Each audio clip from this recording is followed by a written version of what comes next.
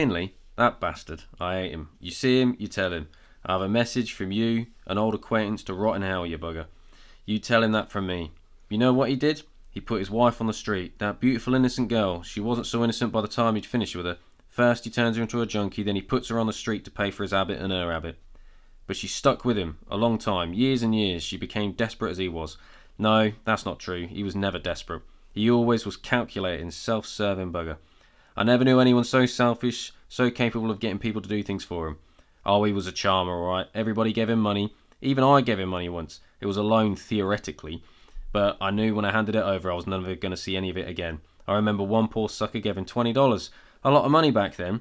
And you know what he did with it? He set it on fire. He burned that $20 bill in front of the guy's eyes, and somehow he made him laugh about it. Me, I'd have killed him. But somehow he persuaded the guy that it was only money and you had to despise it to be liberated from it. That never stopped McKinley taking it, though. There's much of it you can get. Makes my blood boil just thinking about him. People say he's a genius. They say he's so far ahead of his time. But let me tell you something. McKinley is a talentless shit. He wrote a couple of novels that weren't too bad, sure, but that's it.